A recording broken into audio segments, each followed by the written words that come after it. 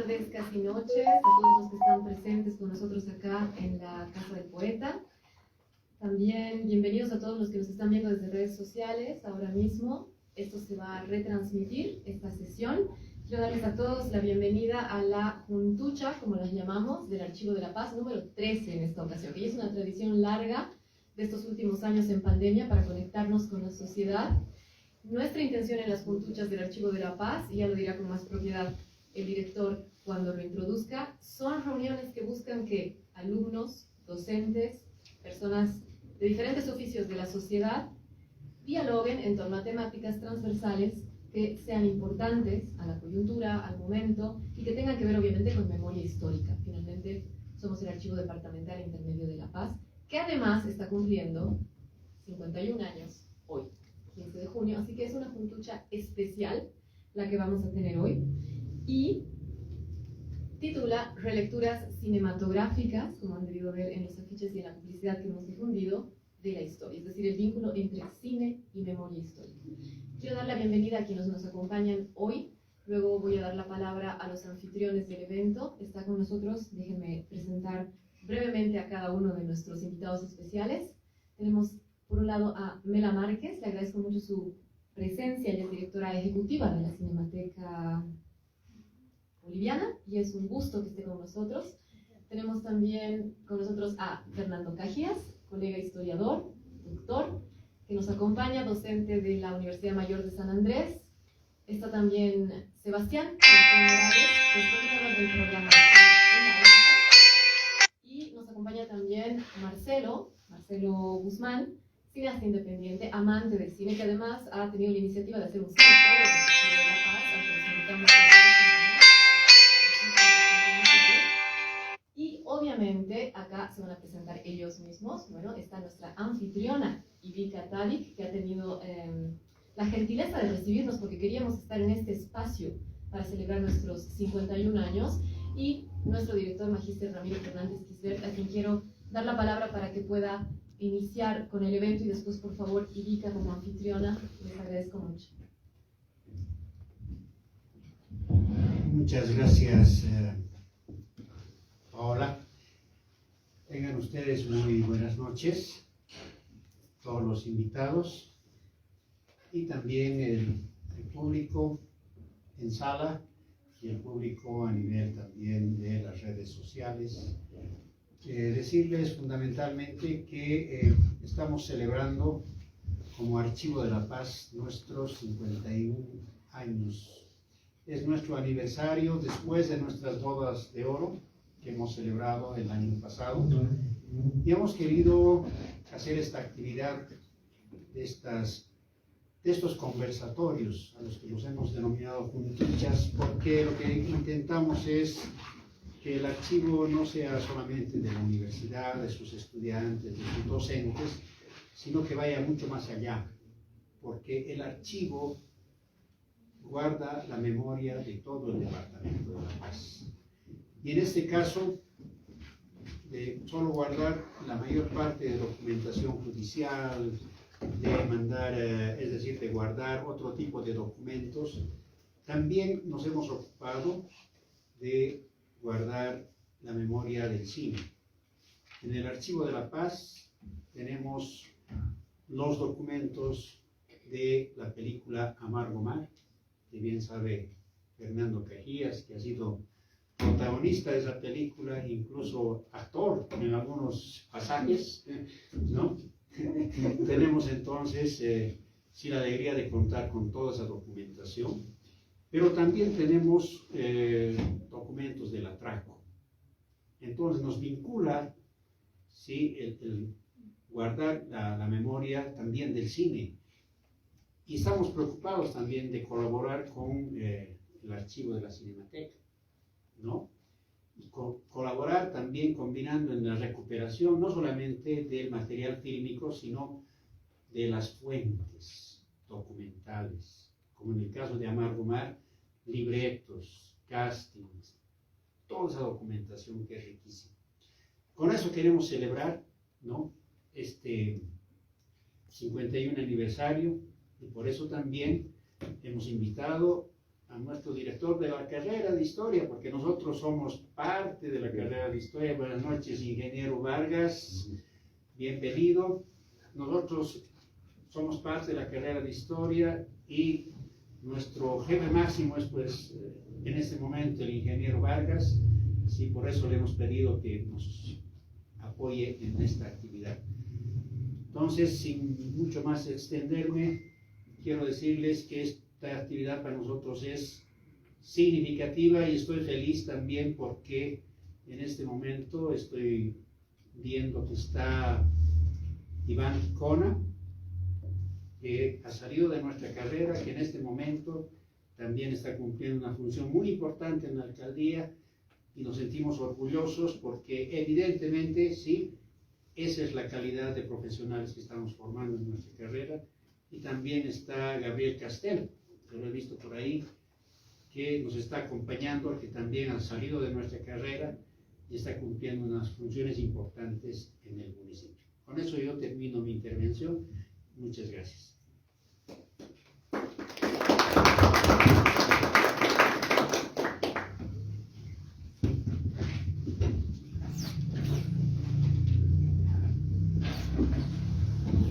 Muy buenas noches. A nombre de la Secretaría Municipal de Culturas del Gobierno Municipal de La Paz, de la Dirección de Turismo, la Casa del Poeta realmente se siente muy honrada. Particularmente yo me siento emocionada de tener aquí para celebrar el 51º aniversario de creación al Archivo de la Paz, y con esta 13ª juntucha pretendo abrir las puertas a la UNSA. Será casa chiquita, la UNSA tiene infraestructura más grande, pero decirles, esta es la casa de la carrera de Historia, esta es la casa del Archivo de la Paz, esta es la casa de la UNSA. Bienvenidos, bienvenidos, Fernando, Mela, compañeros que van a participar. Comenzaremos, por favor.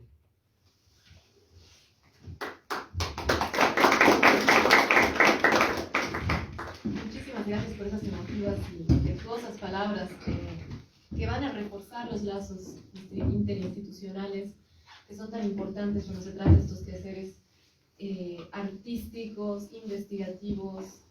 Quiero empezar con la primera ronda de preguntas y darle la palabra a cada uno de ustedes el tiempo que consideren necesario para señalar un poco desde su experiencia personal de trabajo, ¿qué pueden decir sobre la relación entre cine y memoria histórica? Acá provocando un poco para irnos a lo interdisciplinario, ¿no? Para no solo pensar desde el cine o desde la historia, sino desde su experiencia de trabajo, ¿cómo podemos pensar esta relación, este vínculo que hay, que existe entre cine y memoria? Y una sensibilidad no solo profesional, sino también pensando en su sensibilidad de ciudadano, sensibilidad artística, sensibilidad profesional, como les digo, pero también su relación con el patrimonio, su relación con la sociedad. ¿Qué es lo que les provoca esta primera pregunta? Sebastián, si podemos iniciar contigo, por favor.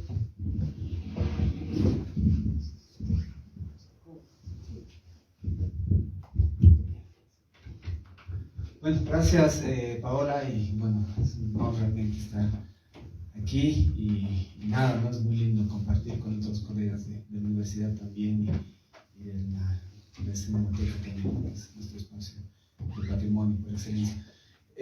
Bueno, a mí, yo cuando pienso esta relación entre cine e historia, que casualmente veo la materia de historia del cine, yo siempre trato de hacer entender a los estudiantes que cine no solo se refiere a las películas, ¿no? Es decir, no es el conjunto de todas las películas, ¿no? Cuando hablamos de cine tenemos que entender como un sistema, ¿no? Un sistema de distribución, un sistema de producción, un sistema de exhibición, un sistema de legitimación, etc., ¿no? Entonces, claro, el primer gesto de acercarnos a la relación cine-historia es claro, es a partir de la representación, digamos, ¿no? Es decir, el signo semiológico que puede haber en la película, ¿no? Las vestimentas que se usaban en cierta época o cómo se representa otra época, ¿no? Ese es un camino que obviamente ha dado muchos frutos, es muy interesante, pero también hay otros elementos metodológicos que también pueden enriquecer y que, digamos, que los que se han especializado sobre todo en estudios cinematográficos, de alguna manera se han vuelto historiadores justamente porque entienden el cine como un sistema, ¿no? Es decir, no es que obviamente dejen de lado las películas, pero tratan de entender qué es todo lo que está alrededor de las películas, ¿no? Cómo las vivimos, cómo han sido consumidas, cómo han sido circuladas, ¿no? El tiempo digital es como difícil entenderlo, ¿no? Pero hay una materialidad del cine, ¿no? Entonces, saber, por ejemplo, por qué una película llega a un espacio y no a otro, es un camino sumamente interesante, ¿no? Y eso implica una reflexión desde el archivo, ¿no? Es decir, ¿por qué en tal mina hay una película de Antonioni que no ha llegado a La Paz, ¿no? ¿Qué pasaba en esa mina? ¿Qué elemento cultural, qué fenómeno pasaba ahí que ha hecho que suceda esto, ¿no? O por qué las películas llegaban de Lima a Perú, de Lima a Bolivia, a La Paz, y no de Buenos Aires, etcétera, ¿no? Hay también unos elementos que pueden ser muy interesantes de reflexionar y que al momento de reflexionar, digamos, sobre este sistema cine, esta institución cine, es como que nos damos cuenta que el cine es mucho más complejo de lo que pensamos, ¿no? Entonces allá no solo pensamos en la relación cine e historia, digamos, en el ejercicio mismo de agarrar el archivo y pensar cómo han sido estas dinámicas, sino que pensamos también el cine como, digamos, especificidad, ¿no? Porque nos damos cuenta de que, digamos, lo que sea, la forma en la que se ha vivido el cine no había sido como pensábamos. Entonces le da, digamos, una definición, una naturaleza diferente, ¿no? Entonces, como que en los estudios cinematográficos últimamente se busca esto, ¿no? Se busca mezclar la historia del cine, ¿no? En esta definición amplia, pero también no dejar de lado, digamos, este elemento podemos llamar de la filosofía del arte, de la estética, ¿no? Entonces es un cruce muy interesante, sumamente interdisciplinario, porque cruza no solo el cine y la historia, sino obviamente la semiología, la filosofía del arte, etcétera, ¿no? Entonces pienso que por ahí es un camino interesante y bueno, en la primera palabra, ahí creo que hay un detonante muy, muy interesante que se puede hablar. Claro, exacto, el sistema cine, y cuando pienso en sistema cine y en el trabajo que se viene haciendo en La Paz, pienso inmediatamente en la Cinemateca y en el trabajo que hacen arduo, sostenido y esforzado. Además, Mela, como directora ejecutiva, más allá de, y además, considerando tu experiencia personal, ¿qué nos puedes decir al respecto? Bueno, muy buenas noches, gracias a todos, todas, es un placer estar aquí. Hablando además de memoria, porque muchas veces sí es verdad que la cultura andina dice que el pasado está adelante, pero vivimos mucho el futuro sin vivir el pasado y ni siquiera recordarnos del presente. Entonces hasta mis colegas cineastas hacen la película para exhibirla y después, ¿qué pasa después? ¿Dónde está? Hay que irlos a buscar, o sea, hay poca conciencia del mismo cineasta respecto a que su película tiene que ser conservada y resguardada. O sea, el fin último de un cineasta es exhibir su película, no importa cómo llegan, o sea, llegamos en condiciones lamentables por todo lo que sabemos, que es un país donde la cultura para el Estado no existe, o sea, es así. Yo dirijo la Cinemateca 11 años y estoy muy consciente de ello. O sea, la cultura es folclore, pero no es un hecho fundamental, transversal entre educación, cultura, que es la construcción de la memoria y del futuro a través del pasado de un pueblo. Entonces, el cine como tal, digamos, como decía Tarkovsky decía que el cine es esculpir el tiempo. No hay mejor definición para pensar en que el cine captura ese instante, y al capturar ese instante está capturando el tiempo que fluye una y otra vez, un tiempo único y irrepetible. Cualquier cosa que tú captures y lo pones en cine, en video, en cualquier cosa, una fijación, no importa el método, no importa el soporte, estás capturando tiempo y espacio. Y eso es historia. Entonces, yo me imagino y digo, ¿qué hubiera pasado del mundo si en el momento de Cristo habría habido cine? La historia del mundo y del universo habría cambiado. No estaríamos suponiendo si existió o no existió, cómo era, no. Sería un hecho histórico comprobable. Así como lo es, digamos, la Shoah o el nazismo, que hay gente que dice que no existió. Yo he visto documentales de montañas de cabellos, de dientes, de todo el horror que fue ese periodo, y es tan contundente el cine, tan contundente, que son pedazos de historia. O sea, no se puede separar el cine de la historia, aunque tú pienses que, digamos, Mi socio ha sido una película dentro de un contexto de hacer una película cómica, o sea, de una comedia ligera.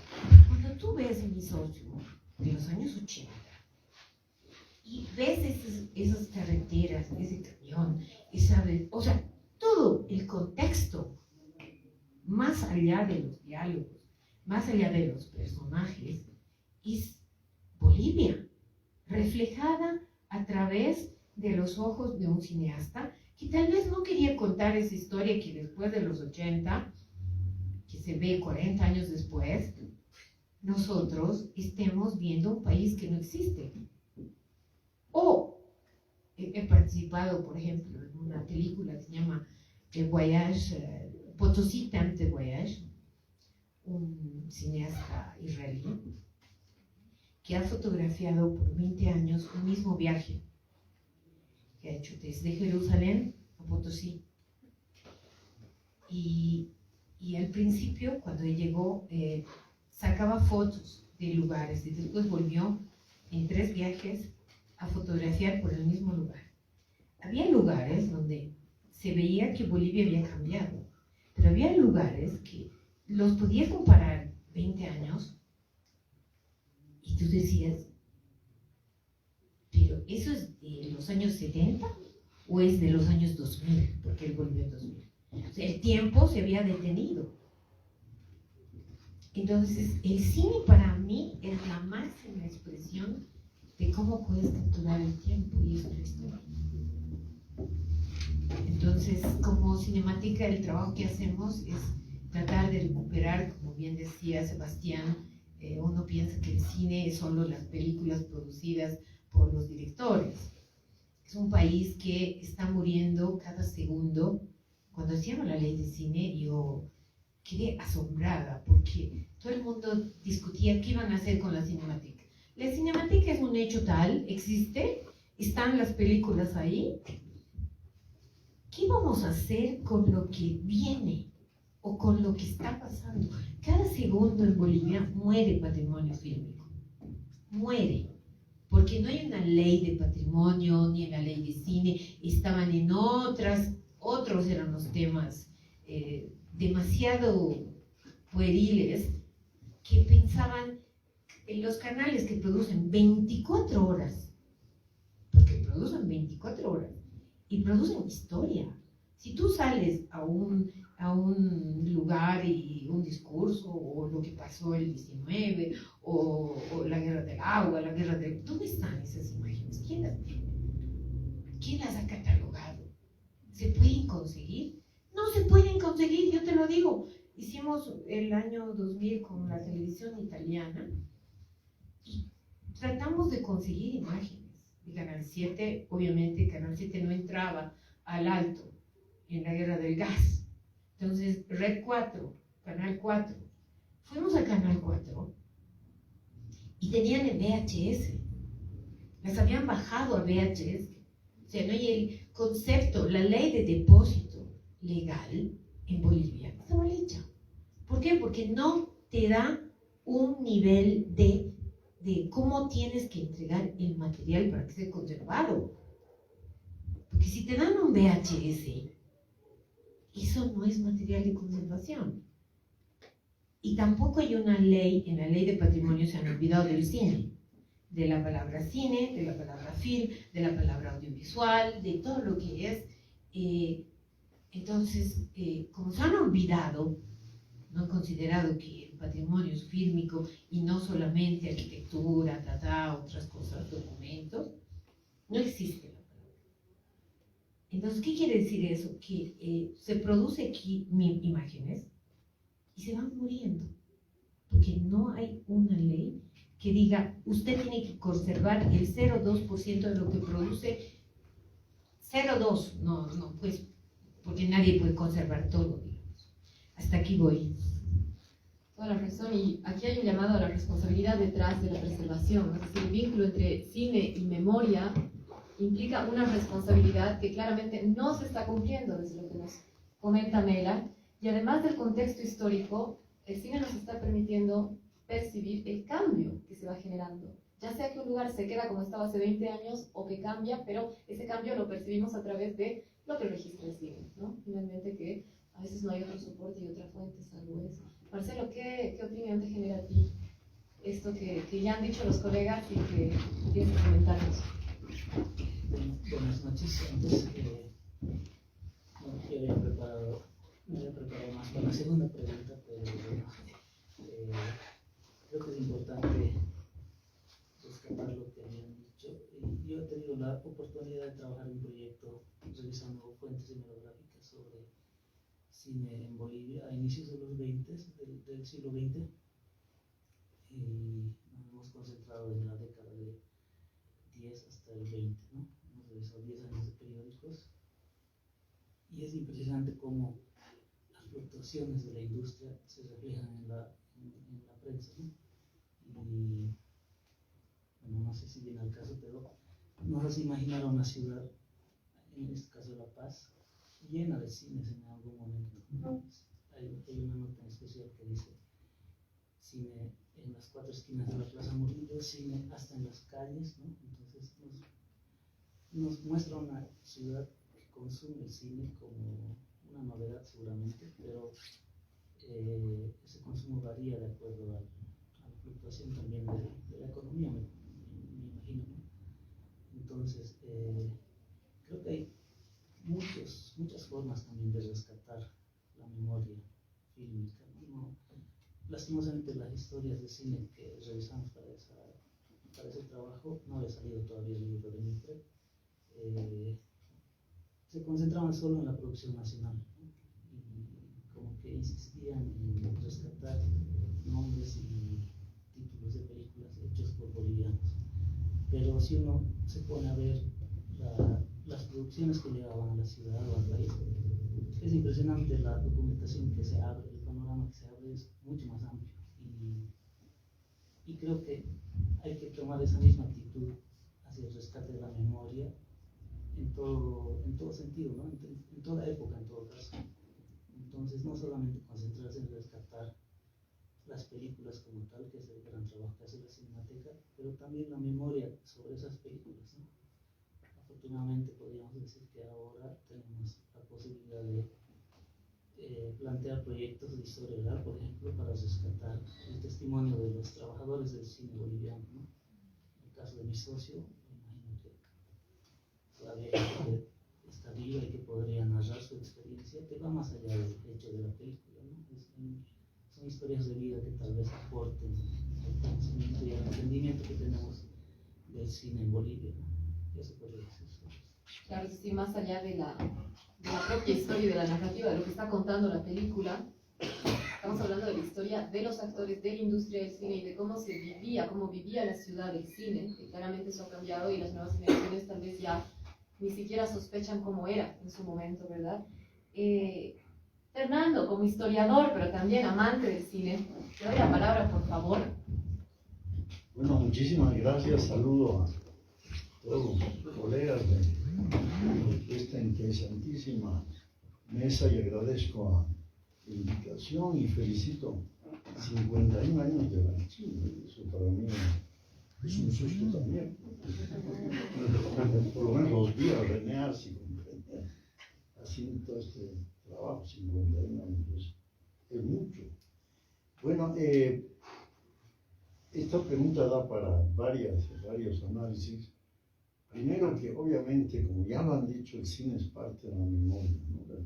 Las películas, la historia de las mentalidades, la historia del arte, la historia política, la tecnología, etcétera, etcétera. Pero esto ya lo han hablado mucho mejor los que están dentro de la producción cinematográfica. Lo segundo, que como lo dijo Mela, es el tema del cine como parte del patrimonio histórico. Creo que eso es fundamental. Realmente es un vacío de la ley enorme, ¿no? Y esto hay que, felizmente, hablar en el reglamento. Se puede incluir porque, obviamente, hasta ahora el esfuerzo de la Cinemateca es un esfuerzo privado, no ha tenido algún apoyo estatal, ¿no? Con el terreno que dio la alcaldía, ¿no? Así algunos aspectos, pero definitivamente es muy importante considerarlo como patrimonio. Y creo que en este momento es lo mejor que ha hecho la Cinemateca, esto del patrimonio que va avanzando, además, como se verá en la tercera temática, ¿no? Porque lastimosamente como difusión, como forma de conseguir ingresos a través de la difusión, el cine con pipoca nos ganó, ¿no? Porque realmente a veces la Cinemateca tiene las mismas películas y no va mucha gente, ¿no? Ahora, o sea, este tema seguramente seguimos discutiendo. Yo quisiera concentrarme, como la pregunta es de acuerdo a su experiencia, este tema del cine histórico, ¿no? El hacer cine sobre aspectos de la historia. Porque muchas veces los historiadores nos preguntamos, ¿quién lee nuestros libros, no? Y ahí viene la distancia entre lo que se investiga y lo que se enseña, que es a veces una brecha muy grande, no solo en nuestro país, ¿no? Y alguna vez me dijeron, bueno, ¿por qué estaba demasiado la televisión? Me dijo alguien. Le dije, bueno, es mejor, porque hay que ser mediático en algunos aspectos. Yo creo que la gente conoce más que soy historiador, por lo que aparezco el 16 de julio y el 6 de agosto, el 23 de marzo, que por haber leído mi libro de Atacama. Es definitivo que lo mediático ayuda. Y entonces, cuando se conmemoraba el centenario de la Guerra del Pacífico, me sorprendió que me llame Antonio Aguino y Oscar Soria, que habían leído mi historia de Atacama, que es una historia larga y no precisamente para leerla en el ascensor, ¿no? Y entonces, pues estamos animados a hacer esta película, hemos visto, y de hecho ya estaban con una mirada revisionista, ¿no? Que había que mostrar otra cara de las causas de la Guerra del Pacífico. Y bueno, yo participé en el guión histórico, pero a la vez tuve mucha experiencia. Viajamos en época de Pinochet a recorrer todo el litoral boliviano. Y bueno, todos los aspectos fueron muy importantes, elaborar el guión. Bueno, Mela estaba ahí también. Había un equipo multidisciplinario. En esa época se trabajaba en el cine como cooperativa. no había esa profesionalización que hay ahora. A un sonidista ya no se le puede decir ahora, vas a trabajar como cooperativa, o a los actores, ¿no? Piden. Entonces, el cine por un lado se ha abaratado, pero por otro lado se ha encarecido. Bueno, pero eso de la cooperativa fue un error, digo yo, porque primero casi nadie recibió, porque nuestra película, Nadie. no digan nadie, porque nuestra película se estrenó con gran éxito, hubo mucha gente, en la época de la UDP. Entonces cuando nos pagaron, no valía ya nada. Sí, Eso nos que pagaron pagaron, 4 semanas después. nos pagaron. Y bueno, Mela sabe más eso. Pero fue increíble desde ver lo de los uniformes hasta la propia. Entonces, viajé varias veces al archivo de Sucre, por ejemplo.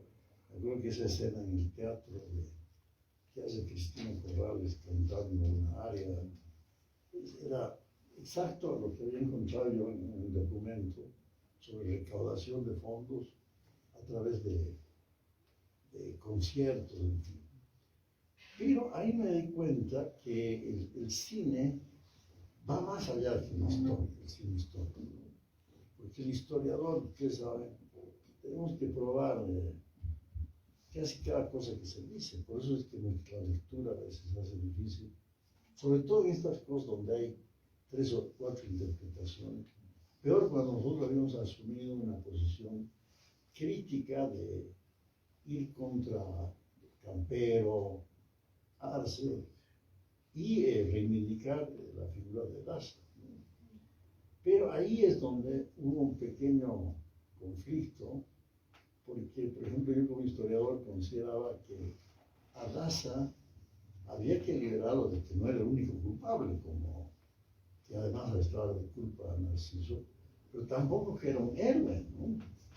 Y al final el que protagonizaba a Daza era de tal personalidad que dijo, no, Daza, pero se impuso el actor, y entonces terminó como un héroe, ¿no? Entonces, hay un debate y bueno, ese matiz, y claro, la película causó tal polémica, y ahí me tocó defender.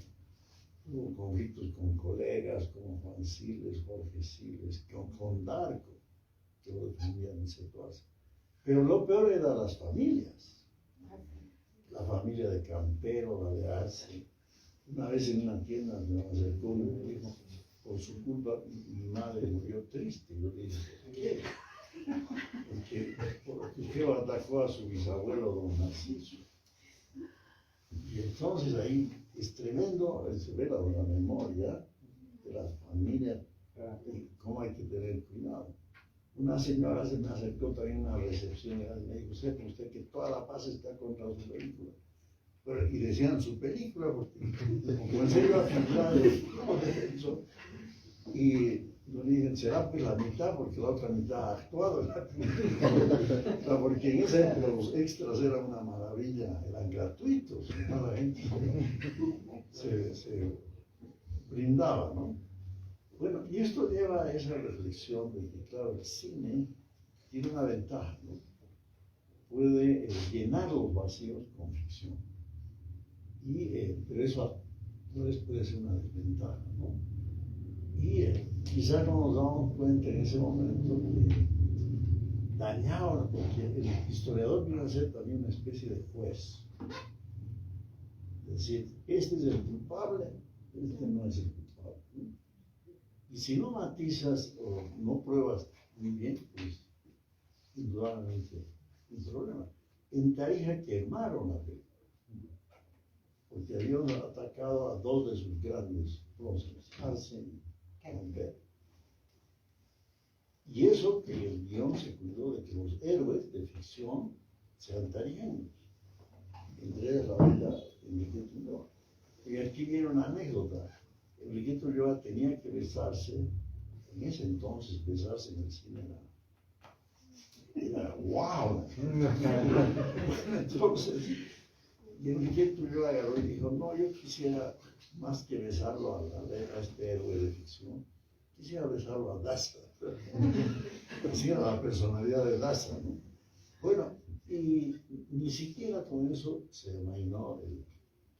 Y lo increíble es que ahora hay un grupo de tarijeños que está reivindicando canchas blancas, va a salir una sociedad de historia que reivindicar canchas blancas es irse de lleno con la marxismo. Bueno, en ese sentido creo que hay que ver cómo transmitimos la memoria histórica a través del cine, ¿no? Obviamente que la ficción tiene su rol, y por ejemplo, ustedes saben, enseño historia del arte, y hay tanta película ahora de historia que es maravilloso, pero a la vez tenemos que ver, igual que vemos cualquier documento, críticamente. Si no todo lo que dice una película es verdad, y a veces la gente lo asume, ¿no? Por ejemplo, esta hermosa película de Johansson, La muchacha del arete de perla, sobre esa pintura de Vermeer, ya ha sido tan exitosa que la gente asume esa versión como la verdadera, ¿no? Bueno, en ese caso no es tan grave, pero al pobre, ese compositor que le hace la vida imposible a Mozart, y lo acusan de haber sido el asesino que lo envenenó, no está totalmente probado eso, pero ya la gente quedó con la idea de que lo envenenaron a Mozart.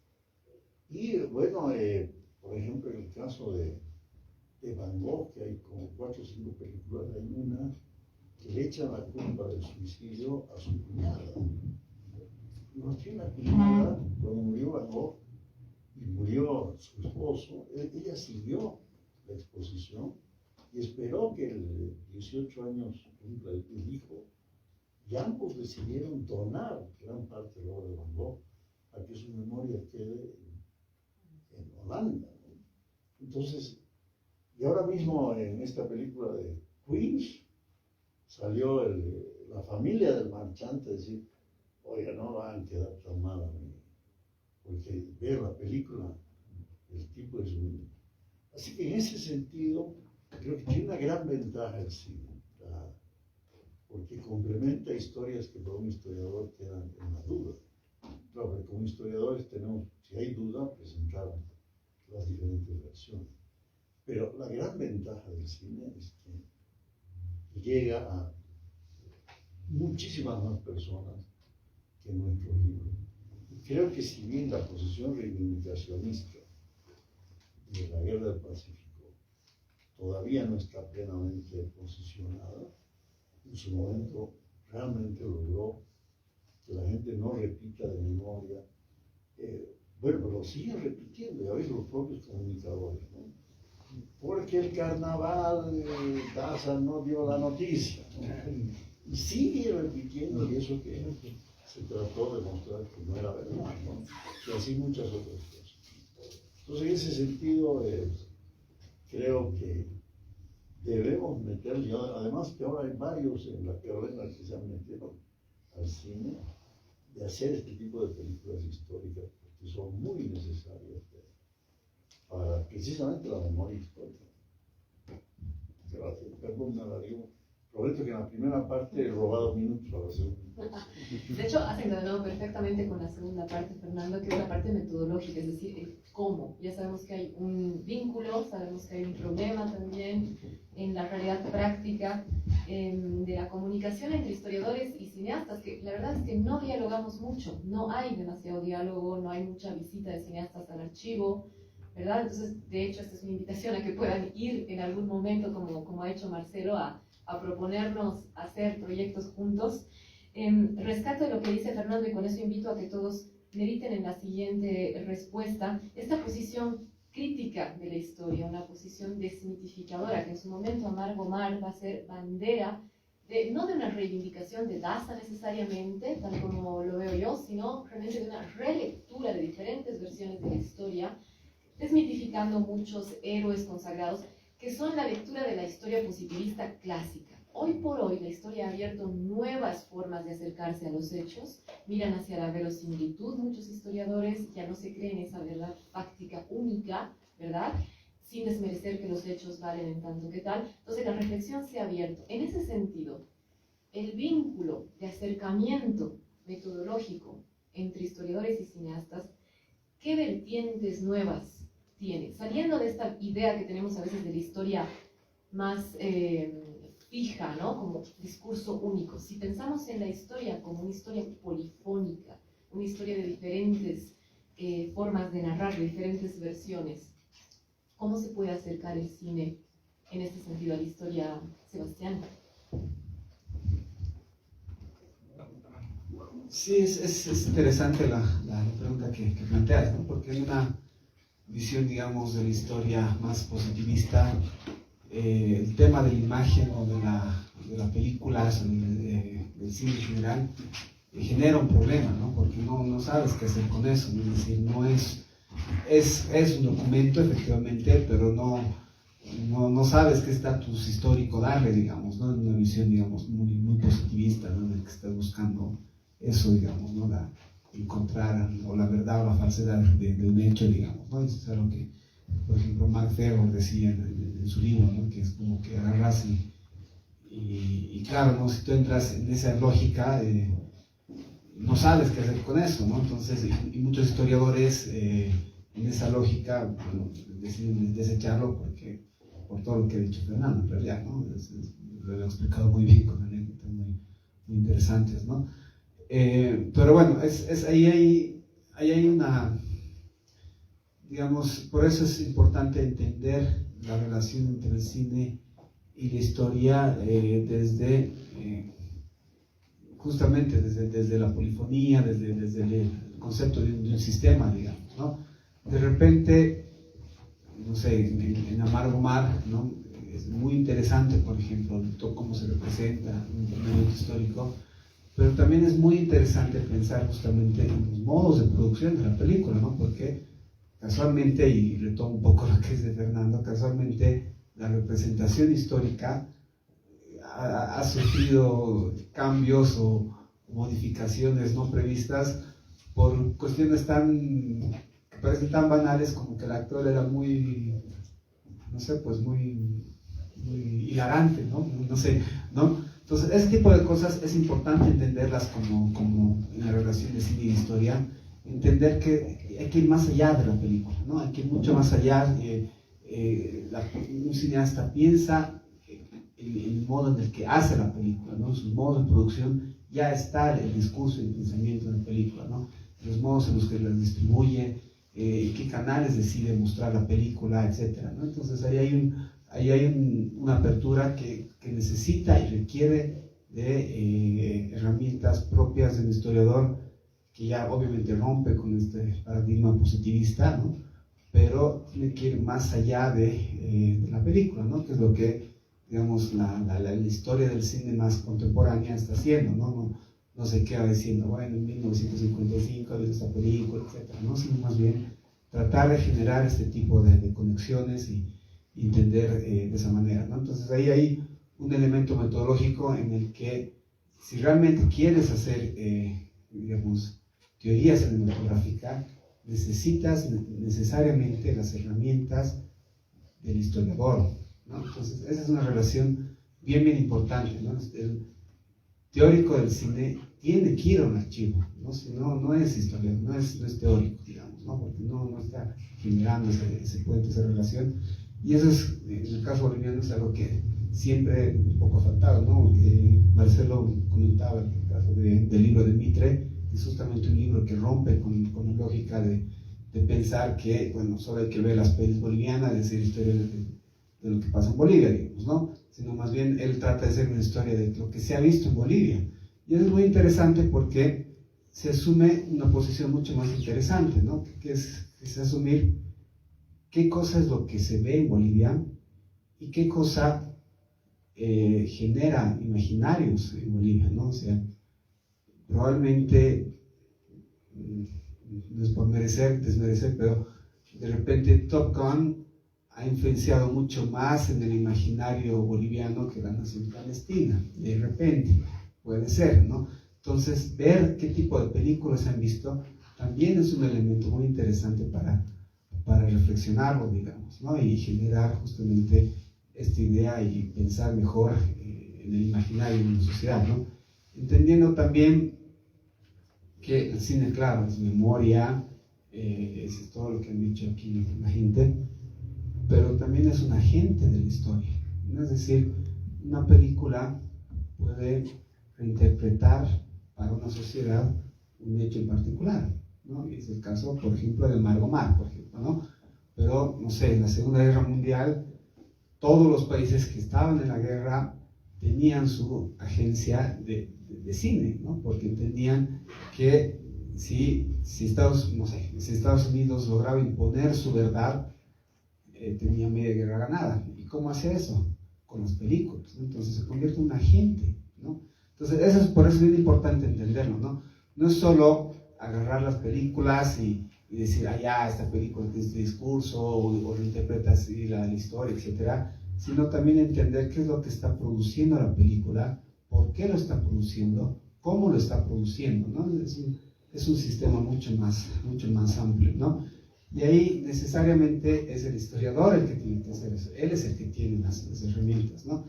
Yo creo que va por ahí, ¿no?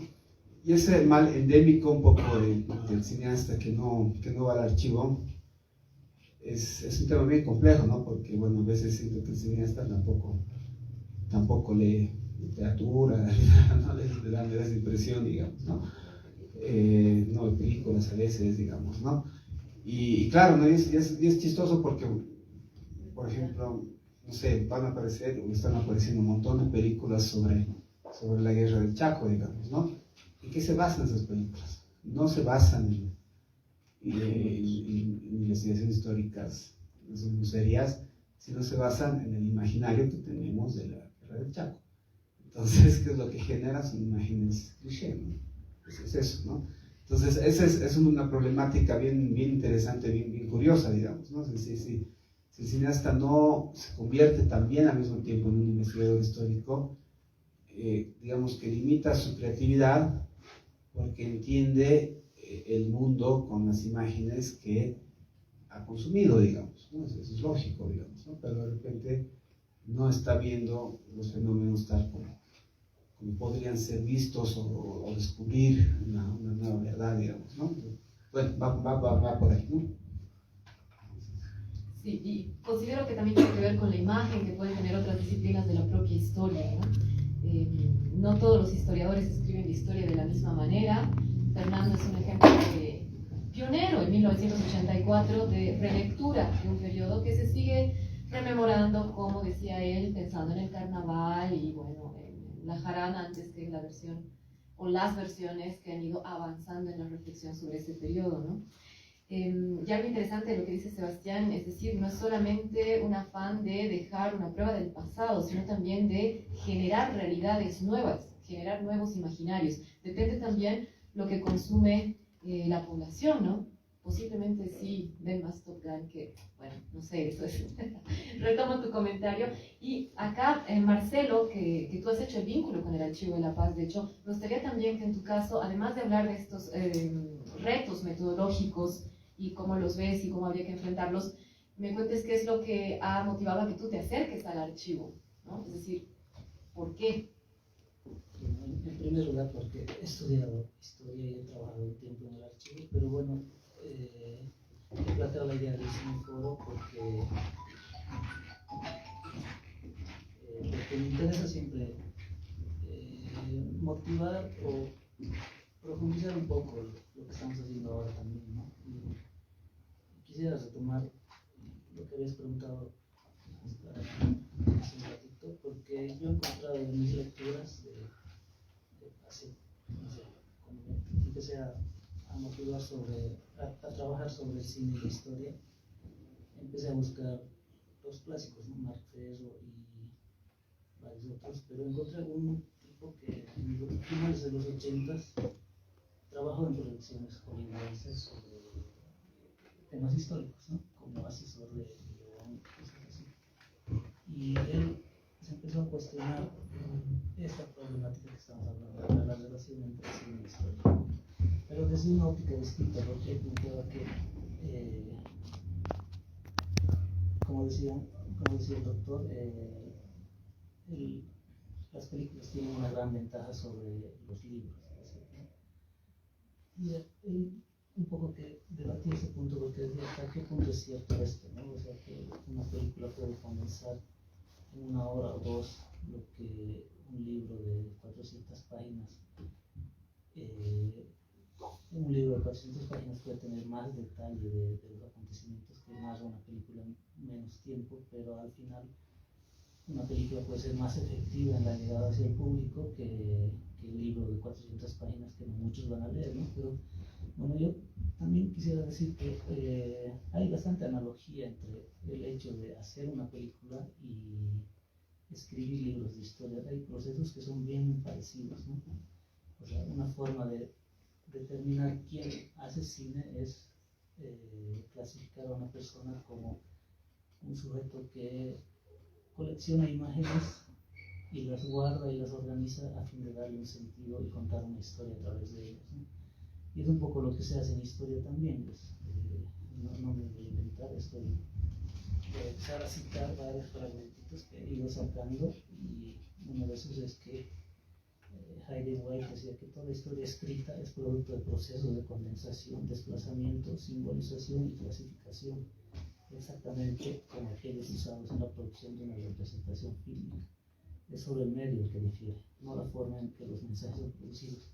Entonces, esta analogía me hacía acordar a una lectura que nos dieron en la carrera hace muchos años, y de unas jornadas brodelianas, y ahí yo me enteré por esa lectura que Brodel, en una de sus investigaciones, necesitaba recopilar bastantes datos, ¿no? Documentos.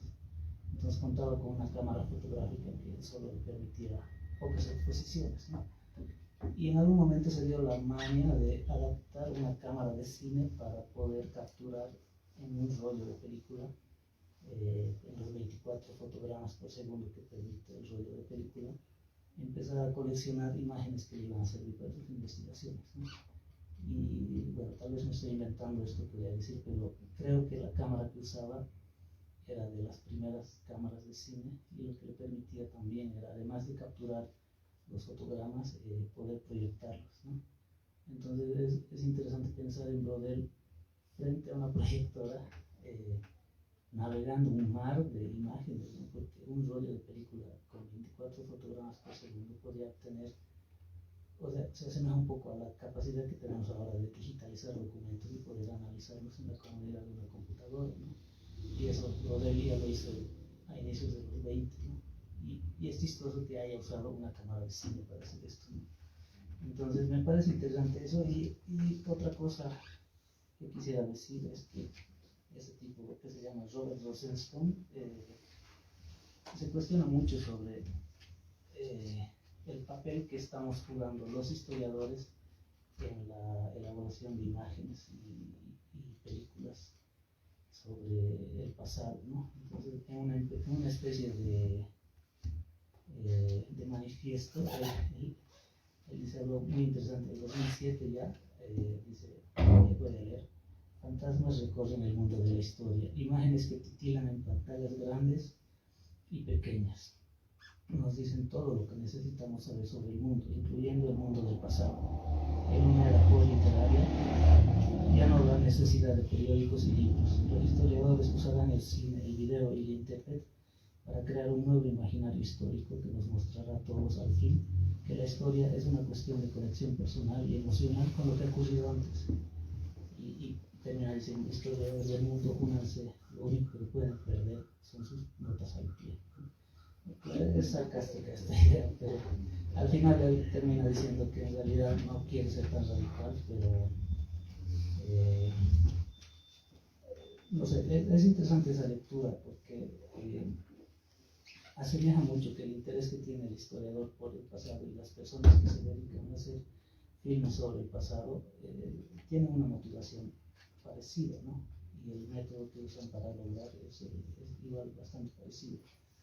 Entonces no es que da una receta y una solución al problema que plantea, pero dice cosas interesantes, pero y quisiera finalizar leyéndoles otro fragmentito estoy encontrando.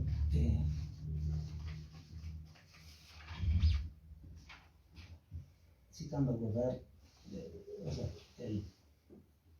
este historiador muestra a Godard respondiendo a un periodista, ¿no? El periodista le pregunta: usted, señor Godard, usted seguramente está de acuerdo con que una historia debe tener un comienzo, un medio y un final. Y Godard responde: sí, por supuesto, pero no necesariamente en ese orden, ¿no? Entonces, este tipo dice que el punto es que necesitamos liberar a la historia de su propia historia, crear formas de narración histórica para hoy y mañana, formas de historia adecuadas a la sensibilidad de los tiempos.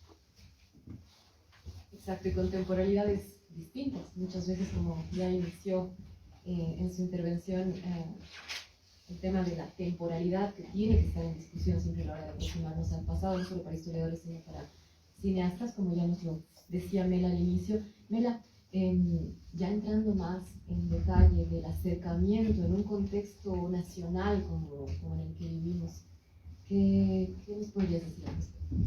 Bueno, el cine es no necesariamente tiene que contar historias históricas, ¿no?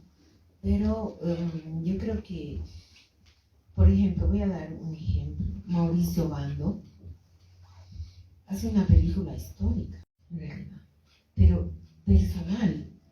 Reinterpreta la historia de su abuelo, Obando, desde su punto de vista. Y lo hace de manera fabulosa, porque hace una investigación en el archivo nuestro, en el archivo personal, y hace una autocrítica también de su abuelo, de una manera muy moderna. Entonces se apropia de esa historia, la cuenta, la critica, la reescribe de una manera la figura de Obando con relación a la guerrilla, con relación a su presidencia. Entonces es una manera muy, muy interesante de ver la historia, ¿no? Apropiándosela o contando de alguna otra manera. Entonces yo creo que es verdad que en la cinemática van más historiadores extranjeros que bolivianos. Es permanente. No solamente vienen a consultar el archivo fílmico, sino vienen a la biblioteca y trabajan no solamente en cineastas bolivianos, sino en momentos históricos. Y es muy interesante cómo el cine tiene que ver no solamente con el hecho fílmico, sino, como él dice, ¿no? Los caminos de distribución, los guiones, y hay todo un correlato de... Nosotros tenemos también como una especie de museo de cámaras, ¿no? La historia de la tecnología, que es una historia que determina increíblemente los modos de producción y determina muchas cosas, porque ahora mismo cuando tú empiezas a pensar, y está en boca de todos, que el digital ha abaratado todo y que todo es mágico, mentira, mentira. El digital ha encarecido todo. ¿Por qué? Porque una cámara la compras hoy y la tienes que botar, porque ya para una próxima película no sirve. Yo he aprendido a editar en una moviola que tenía 50 años en el Centro Experimental de Cinematografía en Roma. Estaban las moviolas de los 45. Cuando llega el digital, se acantonan las moviolas y viene una serie de programas de edición que cada 2 años, y primero costaba $1.000.000, después había que cambiarlos, y es permanente. El modo como archivamos ahora, por ejemplo, es un desafío la conservación, porque la película es más seguro que dura 150 años, porque hay películas que tienen más de 110 años y están perfectas. A ver, un digital, dime tú, ¿cómo lo vas a conservar? ¿Cómo lo vas a tener? ¿Cómo lo vas a mantener? ¿Cómo vas a acceder? El día de mañana ya los DCP no podemos acceder porque tienen una llave y la llave no la tenemos. Entonces, ese mito de que la tecnología ha democratizado el cine, apenas. O sea, es la tecnología que ha hecho que, digamos, el mercado, son convencionalismos. El DCP es Es una reunión de distribuidores de Hollywood que deciden un modo de distribuir el cine que solo ellos lo pueden hacer, controlando a todo el planeta. Entonces, dialogar con la historia va a ser cada vez más difícil, no solamente a nivel del cine, o sea, de los cineastas, sino de cómo nosotros podemos preservar esas imágenes. O sea, nosotros ahorita preservamos más fácilmente las imágenes del principio del cine que las actuales. Entonces, es todo un tema de la historia, no solamente que tiene que ver, digamos, con cómo un cineasta se plantea la historia o cómo se relaciona con la historia, sino cómo la tecnología está determinando esa historia. Y está determinando, así como lo digo. Entonces, y todos repiten lo mismo. La tecnología ha dado acceso ya con... Sí, cualquiera puede ser cineasta, porque también puede agarrar su video y hacer, pero eso también ha hecho una saturación tal de imágenes que no tenemos ya la posibilidad casi ni de verlas, ni de discernir, ni de capturarlas, ni de conservarlas. Entonces nos hemos visto frente a un problema que es realmente serio de la preservación actual de las imágenes. Yo estoy hablando desde el punto de vista de la cinemateca y desde el punto de vista de la conservación de la memoria, pero también como cineasta, digamos, que tú desafías y dices, bueno, yo quiero construir historias,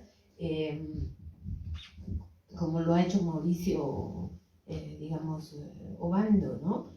Y es muy interesante ese crossover entre el pasado, el presente, y los cuestionamientos que puedes hacer a la historia, y no precisamente pueden ser, como dijo Godard, ¿no? El principio, el fin, el medio.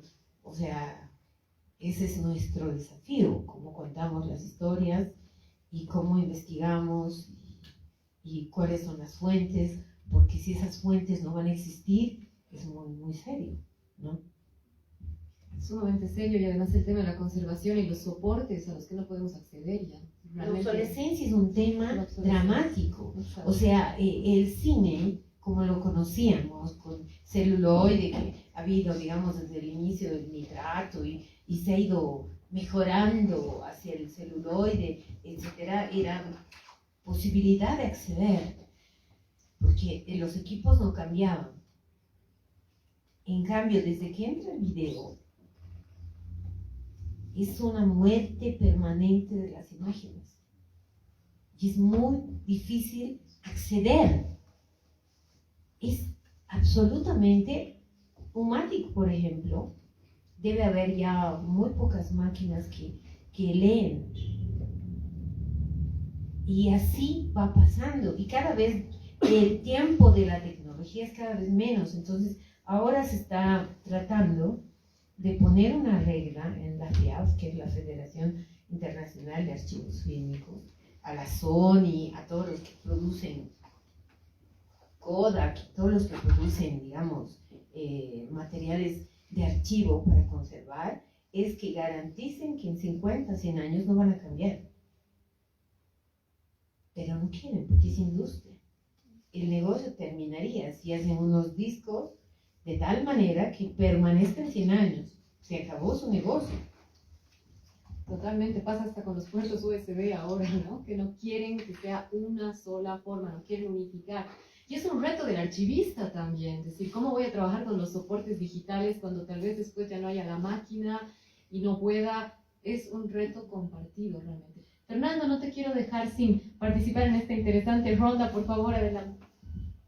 Bueno, realmente es un tema que a todos nos preocupa, esto de cómo se van desapareciendo las imágenes. Yo me acuerdo que estaba muy orgulloso al leer microfilms.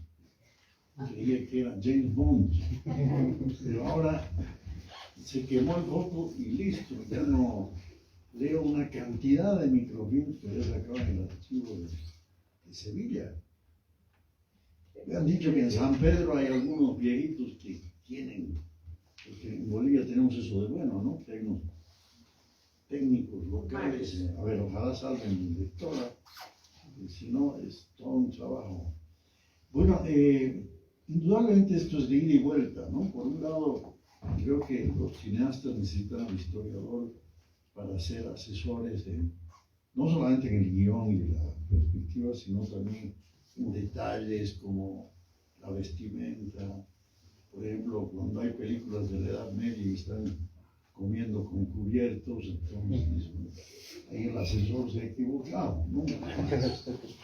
Ahí no había cubiertos. Entonces, en ese aspecto sí me parece muy importante la presencia del historiador, pero no solo en los detalles, sino obviamente en análisis, la interpretación. Como ha hablado de la Segunda Guerra Mundial, es increíble lo de los judíos, que yo los respeto mucho en su memoria, porque han hecho museos en todo lado del Holocausto, etc. Pero en películas los han dejado a los alemanes. ¿Qué proporción hay de películas contra los alemanes? ¿Qué proporción de películas de los alemanes? No digo a favor de los nazis, sino de todo lo que pasó cuando cayó Berlín, que hubo también violaciones, hubo un montón de cosas, pues. Indudablemente ahí en la memoria histórica ganaron porque muchos de los de Hollywood se sabe que son judíos, ¿no? Muy con todo derecho. Lo que sí que han tocado, que me parece muy importante, es cómo la historia, ya en el camino de vuelta, ¿no? Cómo el cine nos puede servir a los historiadores. Como el desafío era hablar de experiencias propias. Ustedes saben que estoy trabajando en el tema de la fiesta hace unos 20 años. Mi esposa ya me dice, ¿cuándo vas a dejar de ir a las fiestas? Cree que es un pretexto, pero en todo caso, en los primeros momentos hacía fichas, como me había enseñado don Alberto Crespo, y a don Gunnar, ¿no? Tengo respeto. Pero era hasta ya 3 años antes de morir, nos llamaba a sus viejos, de recordar las fichas. Bueno, y entonces nosotros hemos crecido en diversos las fichas. Yo sigo haciendo fichas, pero cuando veo las fichas de los primeros momentos, han pasado los caporales, por decir así, de azul. Bueno, hasta que anote, ya habían pasado, obviamente. Y me di cuenta tardíamente, ¿no? Ya has comentado de Brodel, y que me ha hecho recuerdo precisamente de esto, cuando comencé a filmar. A la mala, porque claro, no era un experto, pero ahora pues la imagen me dice mucho más, mucho más. Claro, siempre hay que ir anotando algo, porque, por ejemplo, en este momento, en el abordaje de la fiesta respecto a lo que publican los periódicos, etc., es increíble lo resumidito que sale la noticia, ¿no? Y en general dicen, gran entrada, por citar la última, ¿no? El Gran Poder se estrenó con increíble éxito, pero ya cuando lo has vivido ves que no era un gran éxito, que era una gran desorganización. ¿Y dónde encuentras más detalles? En conseguirte la filmación de RTP, que le pega 10 o 12 horas, muchas cosas aburridas. Además, a veces repiten lo mismo, ¿no? Todos los conjuntos parecen los mismos, ¿no? No conocen como los de la televisión brasileña, en qué se diferencia cada escuela, ¿no? En cambio, aquí repiten la misma, los morenos, las chinas, pues. Pero la imagen es fundamental, que vas viendo la imagen. Y hay una, no sé si ustedes conocen la Chorolque, una calle donde uno puede conseguir los videos más increíbles de todo esto, porque ahora cada preste hace su película, desde cómo se ponen sus medios, no estoy exagerando, pero como son reyes de un año, en realidad son reyes de 3 días al final, pero cómo Es increíble todos los grupos que ha traído, a Laura León, etcétera, etcétera. Todo eso en los videos, ¿no? Entonces, con eso, yo ahora para un historiador de este tipo de temas, es muy, muy importante el aprender a hacer imágenes, ¿no? O como todo este trabajo es multidisciplinario, ¿para qué uno va a hacer las imágenes? Puedes aliarte con alguien que realmente sepa, porque de pronto, yo digo, para publicar este libro, ¿cómo vas a explicar una danza solamente con el texto? Tienes que poner un video, ¿no? Un video porque en el video va a salir mucho más la fotografía. Bueno, y aquí, mi hija Wara, que conoce muy bien, Paula, está haciendo su doctorado de Historia del Arte y su tesis es sobre la coreografía del pueblo. Y es el tema de los desfiles cívicos, ¿no? Todo lo que simboliza.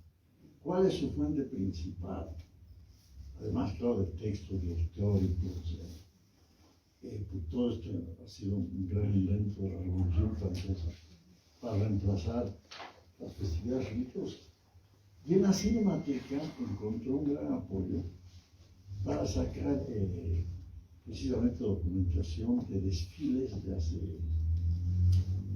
tiempo atrás, ¿no? Que están en videos. Y luego, allí precisamente se asoció con un camarógrafo, en realidad, que tenía increíbles muestras de desfiles de diferentes años atrás, ¿no? Claro, uno dice, el desfile parece simple, pero si uno describe sin imágenes, pues nuestros desfiles son increíbles en la simbología que transmiten.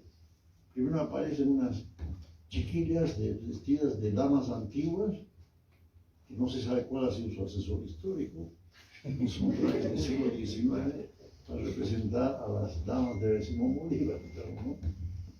Pero es increíble, aparecen las damas, aparecen luego, si el profesor quiere la unidad de Bolivia, aparecen los niños vestidos todos de chapaco, de cama.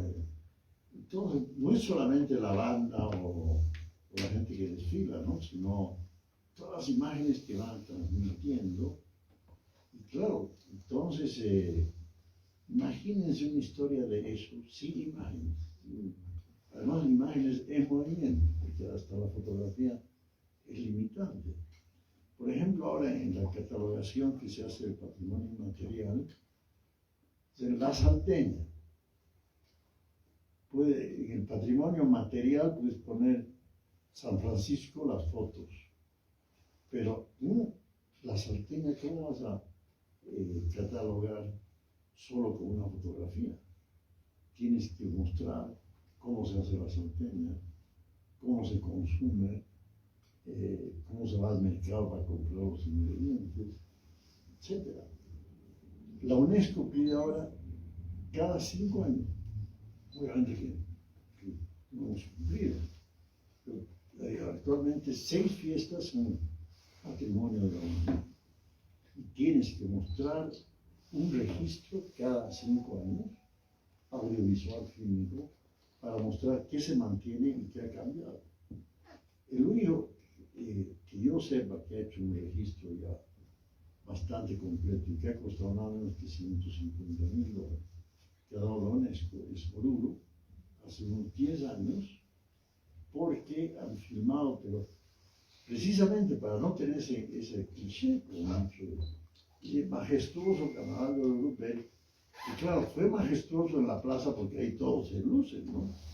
Pero luego, como fue en cada parte, y entonces había que tener 5 o 6 cámaras, 100 estudiantes de antropología de Oruro, entonces ese registro es valiosísimo.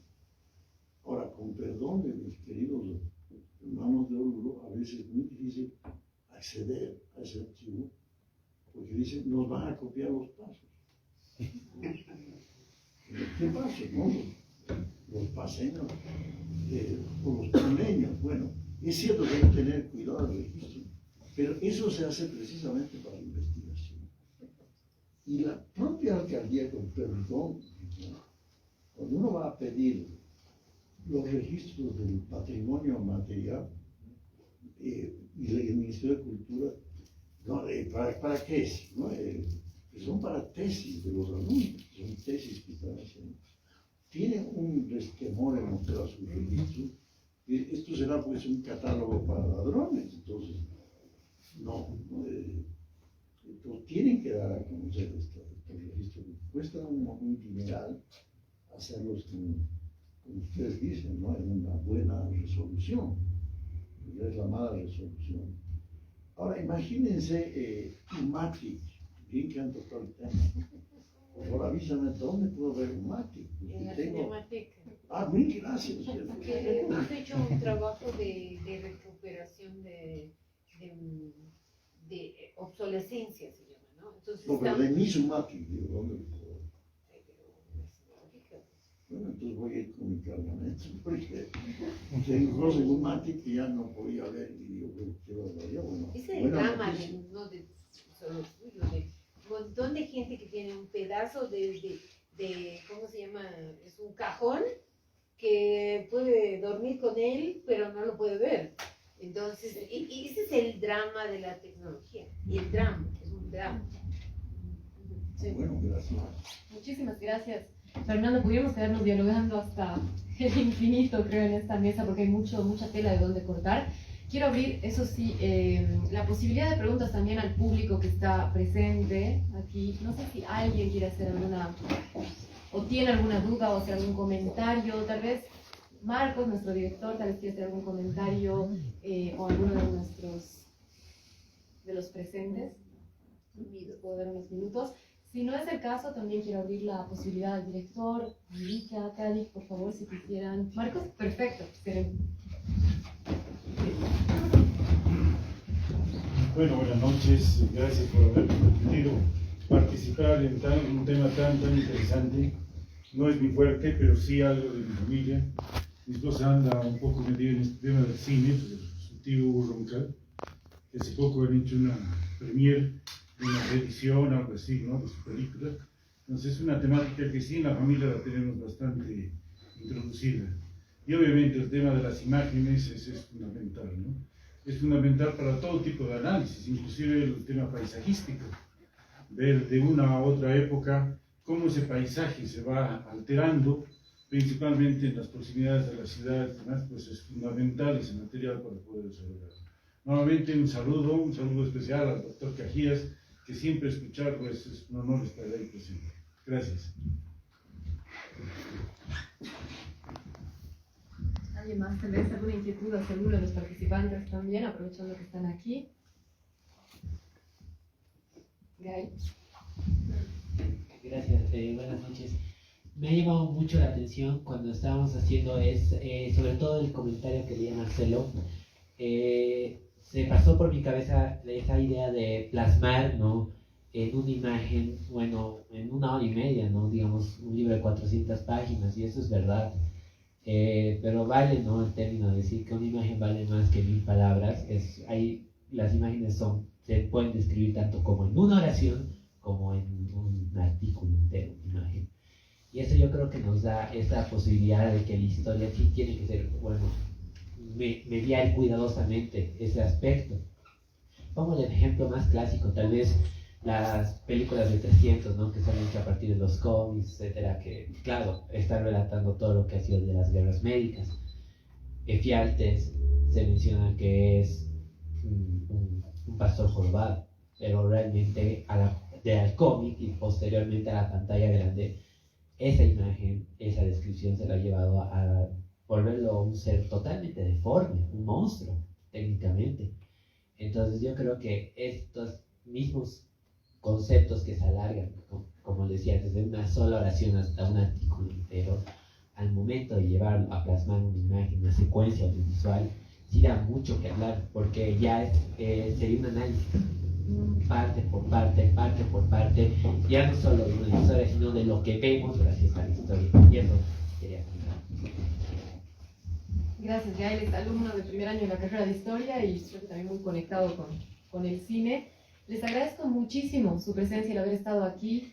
quiero pedirles a todos que tengan un momentito para darnos unas cuantas palabras de despedida, y bueno, con esto cerrar el evento. Después, lógicamente, quisiera pedirle a Ramiro que pueda ser quien cierre, y a Ivica también. Y por mi parte, un montón de gracias por haber aceptado esta invitación, así que les doy la palabra y son libres de circular el micrófono. Bueno, no, muchas gracias por la invitación. Realmente es un tema que a mí personalmente me apasiona, ¿no? Y es interesante, ¿no? A veces pensamos que la relación cine-historia es, digamos, de repente un poco rebuscada, ¿no? Pero en realidad, como nos damos cuenta, por todo lo que hemos hablado en este momento, son dos cosas que van casadas, ¿no? Inmediatamente casadas, digamos, ¿no? Y es porque los dos, de alguna manera, tanto el cine y la historia, hacen más o menos lo mismo, ¿no? Que es un poco recuperar la vida, ¿no? Que estaba ahí en algún momento, ¿no? Y bueno, ¿no? También la vida tiene eso, ¿no? Tiene cambios en los objetos, en las costumbres, etcétera, ¿no? Entonces, claro, puede ser una tragedia el tema de cambiar de tecnología a otra, pero es también, los objetos también nos determinan, ¿no? Entonces, ese tipo de pensar en la historia de los objetos, en la historia de qué vamos a hacer en 50 años cuando no podamos ver las pelis, también es un objeto de la historia, ¿no? Pensar en eso, ¿no? Y eso ya se está pensando, ¿no? Es decir, ¿qué vamos a hacer cuando no podamos ver los DCPs, digamos, ¿no?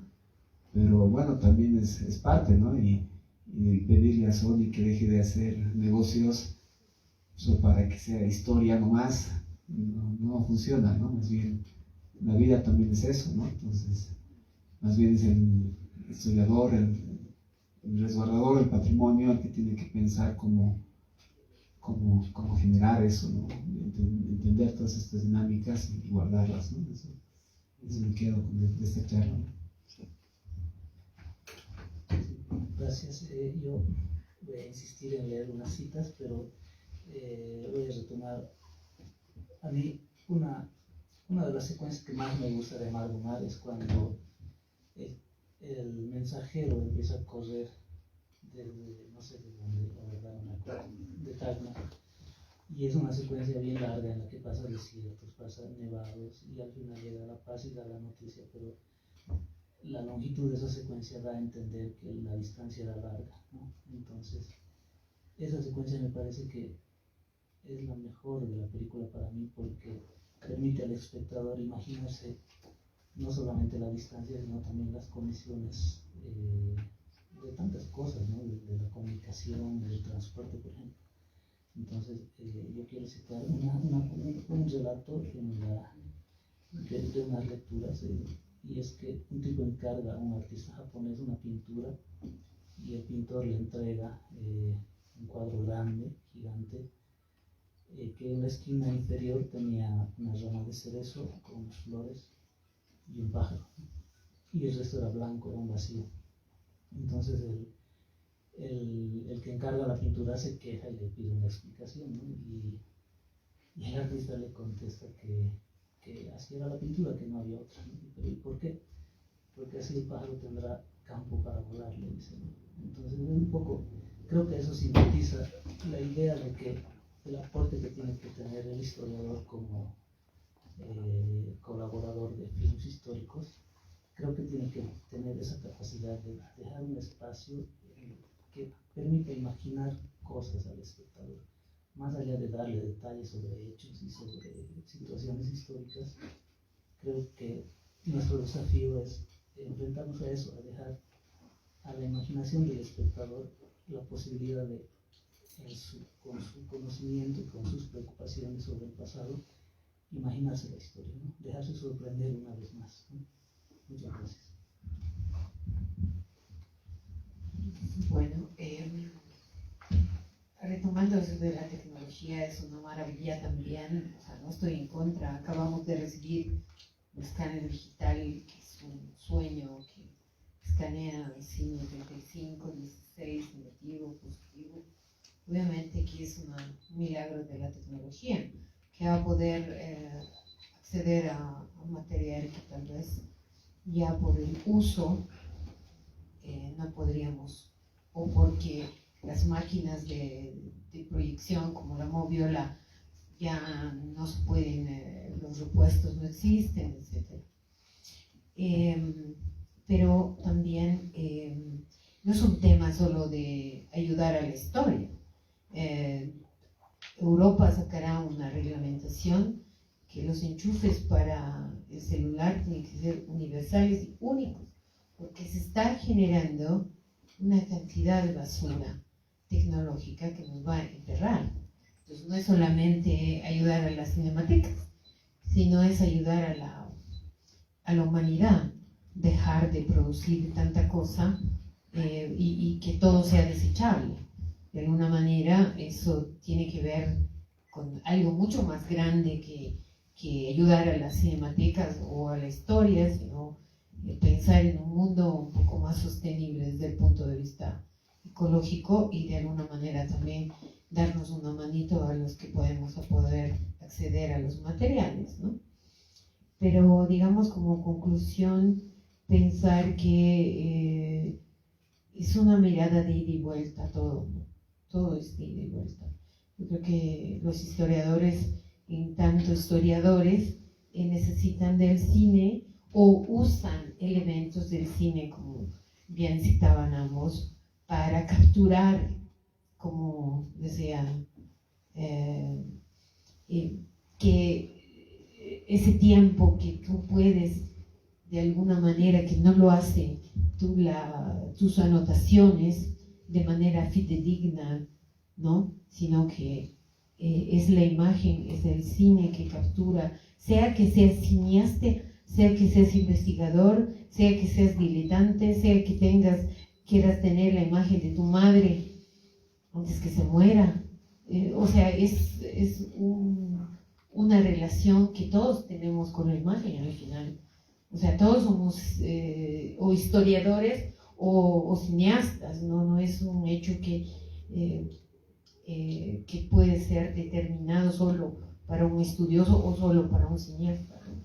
Entonces, en esa mirada cruzada es que podemos encontrar muchas cosas, pero la verdad, a nivel, digamos, ya hablando de cinemateca o de preservar el patrimonio, es echar un poco a ver cómo hacer que esas imágenes se puedan acceder, no sé, y considerar que, porque en Bolivia hay una idea de que el cine es el que hace nuestros autores, mis colegas, y ese se preserva más fácilmente porque no se producen cientos ni miles obras al año, ni cientos siquiera.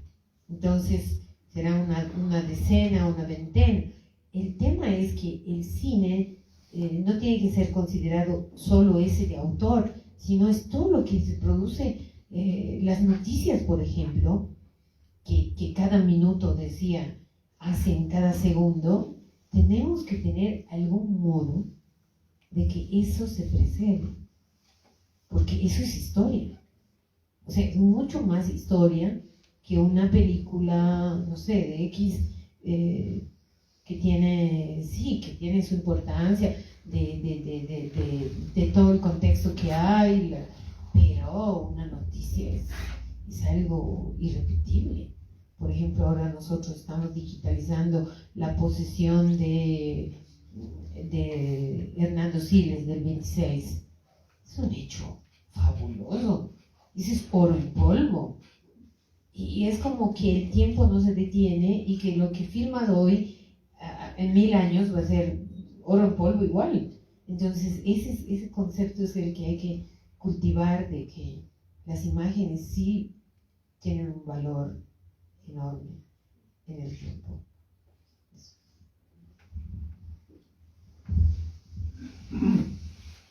Bueno, yo quisiera como conclusión preguntar cómo anda el convenio Cinemateca Archivo. Bueno, y esto lo hago con mucho, pero pidiendo disculpas porque gracias a Miguel Arroyo, al principio sí estuve al tanto de este tema y logré participar en el seminario en el cual con gran esfuerzo trajo un especialista mexicano, ¿no? de la Cinemateca de México, que nos dio muchos parámetros de conservación. Entonces, en ese sentido, perdón por no haber seguido, pero la pandemia quizás ha avanzado mucho, o tal vez medianamente, pero creo que en esa ocasión, ya hablando del patrimonio, una de las medidas de salvaguarda fundamental, y esto lo han dicho ya muchas veces, es la conservación. Y obviamente el inventario y la catalogación. Entonces, una de las ideas que surgió es que, no sé si eso ya se ha plasmado y de repente estoy hablando, es que como ahora está de moda los trabajos dirigidos y han sido muy buenos, por ejemplo, para salvar archivos, etc., también existan trabajos dirigidos, pasantías, que ayudan a la Cinemateca en catalogar su material, en conseguir estos materiales dispersos, ¿no? Y quizás Sayuri Loza, que ustedes la conocen en sus 20 facetas, pero algo muy bueno que ha hecho es, como familiar del compadre Palenque, bueno, hija del compadre Palenque, es organizar el archivo de RTP. Entonces, eso es un archivo fabuloso, por ejemplo, para este tema de las noticias, etc. Entonces, más que una conclusión, es una pregunta: ¿cuánto de lo que se ha avanzado en esto del convenio? Porque se lleva a firmar el convenio. A ver, la palabra. Bueno, me entero que había una intención de hacer un convenio con la Cinemateca. Nadie nos ha visitado, pero te doy una grandiosa noticia. El catálogo, o sea, la Cinemateca, Claro, sí. inició en 2010 un proyecto muy fantástico a través de un fondo que conseguimos de España de 77.000 euros, y empezamos a hacer una catalogación del patrimonio boliviano. Está absolutamente catalogado, es más, hay un libro publicado, y también estamos catalogando todo el material que ingresa. Ahora, ha incrementado entre los últimos 7-8 años un 40-50% el material que ingresa a la Cinemateca en todos los formatos. O sea que siempre vamos a necesitar manos que nos permitan catalogar, continuar a catalogar de acuerdo a los ingresos, ¿no? Es permanente el ingreso, el modo en que estamos trabajando es muy bueno. Está catalogado el patrimonio boliviano, está publicado, es más, el video también. Yo tengo Y tú lo tienes el catálogo publicado, pero es una labor permanente. Es más, hay una iconoteca que hemos recibido una donación enorme hace un par de años, y tendremos, no sé, todavía ni hemos inventariado el material que ingresó internacional, porque en afiches bolivianos ya los tenemos catalogados. No es la historia del cine boliviano, no es tan extensa como la historia del cine mundial.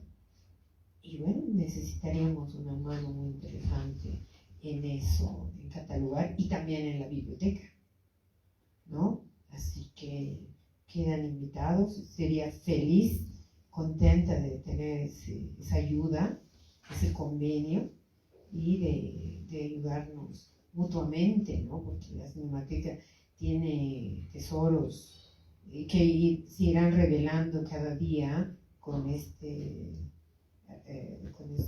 escáner, que lo tenemos hace un mes como un juguete nuevo, pero es un juguete carísimo y costosísimo de mantener. Así que todo lo que tenemos que hacer es digitalizar, escanear, pero tiene que tener un costo para la sostenibilidad de la Cinemateca. Eso es fundamental, esa es nuestra mayor preocupación el día de hoy.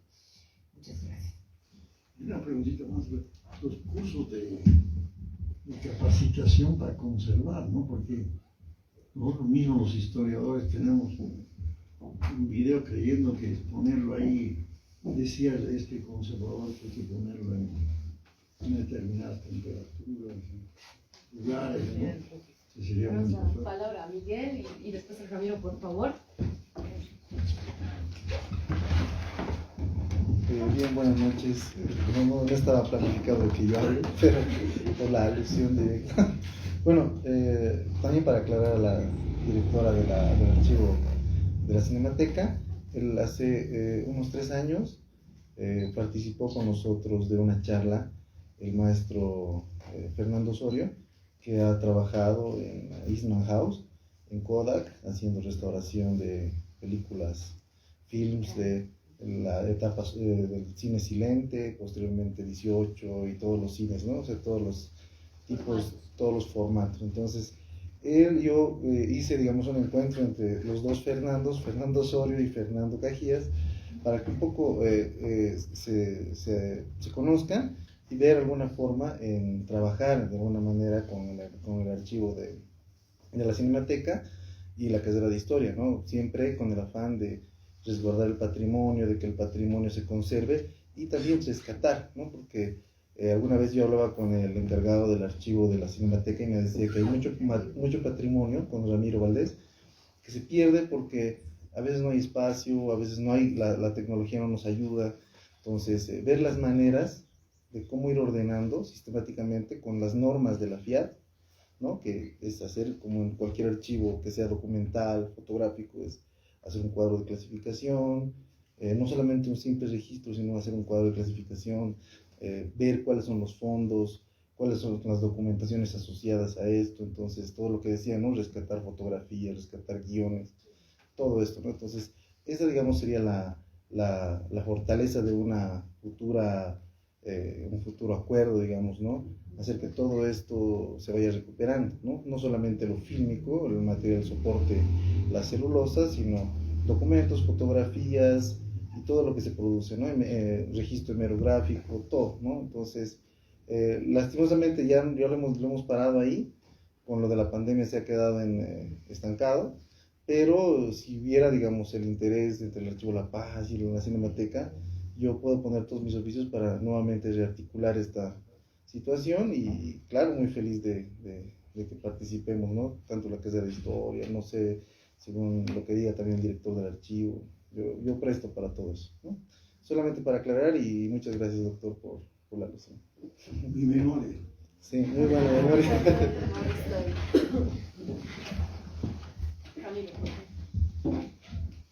Bien, muchas gracias, les agradezco pues por esa participación y decirles que con todo lo que hablaban pensaba en 2 ancianos que he conocido. Uno de esos ancianos era don Gunnar Mendoza. En una conversación me decía que le gustaría filmar todo lo que ha pasado en Moza con el tambor Vargas. Y él decía, quisiera que me den un helicóptero para volar por Moza. Y mientras él me hablaba, pensaba en una película. Con eso quiero decir que todo historiador siempre tiene imágenes en la cabeza. Quiere reconstruir el pasado y al reconstruir también está reconstruyendo imágenes permanentes, ¿no? Y eso es interesante. Entonces, como estudiantes, como docentes, como investigadores, siempre estamos pensando en eso, sí, en el tema de la recuperación de la información, ¿no? Ese es una de las vertientes, digamos. La otra es de otro anciano que trabajó con Goni Sánchez de Rosales, en sus empresas, y me decía que Goni alguna vez se había dedicado también al cine y que de aquello habían quedado muchas tomas documentales, que no eran cine, sino que eran, por ejemplo, esta cuestión de los años 60, de la llegada de la cooperación norteamericana, ¿no? Y había muchos filmes, llegaban alimentos, llegaban por trenes, llegaban, ¿qué se llama? Sí, aceites, ¿cómo se llama esto? No me acuerdo la organización. No, esa no me La Alianza por Alianza por el Progreso, Alianza por el Progreso con esa imagen, ¿no? Que de dos manos que se juntan, ¿no? Y entonces pude yo ver esas imágenes. Y entonces decía, ¿quién rescata esto? Y alguna vez después pude ver de la Cinemateca cómo se toman las fuentes para reconstruir y hacer las imágenes de la Revolución del 52, etc. Y entonces ahí dices, esa es la memoria. Pero hay mucha de esa memoria que se está perdiendo.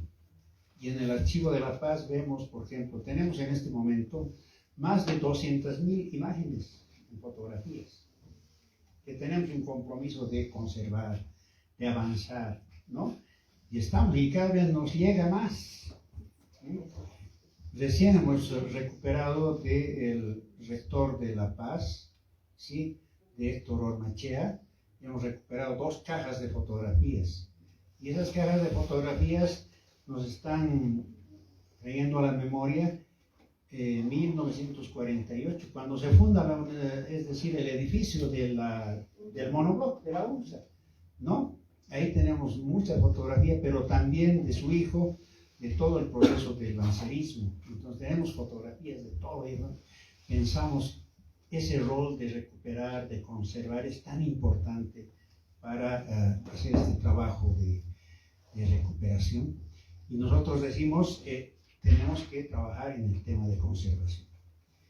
Y aquí está una de las cosas que ahora está ocurriendo en el Archivo de la Paz, es que estamos en un gran proyecto, que es el proyecto Códices, ¿no? De la Unión Europea, está apoyándonos, y ese proyecto va a posibilitarnos a nosotros instalar nuestro archivo en el Archivo de la Paz, un archivo mucho más grande. Vamos a traer maquinaria de afuera, estamos con Miguel justamente trabajando para que llegue maquinaria del Brasil. Aquí no hay esa maquinaria, vamos a importar.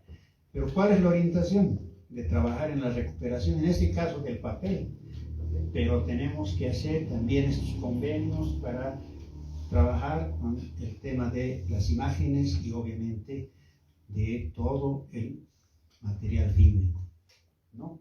Ese no es nuestro papel, entonces siempre tenemos que conversar con instituciones afines para trabajar en estos temas que hacen a la historia, que están relacionadas con la historia. Todos los historiadores manejamos toda esta información, ¿sí? Vamos a manejarla en el futuro, y además muchos, como aquí Marcelo, ha salido de la carrera de historia, pero ahora hace cine también. Entonces entramos en estas combinaciones profesionales muy interesantes. Y por eso nosotros estos 51 años del Archivo de la Paz los celebramos con mucho entusiasmo, con mucho orgullo, porque verdaderamente también estamos contribuyendo a que la sociedad, ¿sí?, recuerde su pasado, pero también se proyecte hacia el futuro. Eso para nosotros es muy importante. Y gracias por buscar también esto de las alianzas, ¿no? Porque todos tenemos que trabajar multidisciplinariamente para lograr este objetivo. Gracias a la alcaldía, a la Casa del Poeta. No hemos hablado hoy día de poetas, pero también tenemos esa vertiente, ¿verdad? Sí, gracias a Fernando por siempre alentarnos en el tema cultural, ¿sí? Fernando es, algún momento yo le dije, pues, una persona que incluso es el maestro mayor de las cuyahuadas, de las llameradas, ha contribuido mucho a la cultura, ¿no? Y es muy importante, ¿sí? Precisamente a nivel de La Paz se le va a hacer un reconocimiento del 22, ¿sí? Es una, vamos.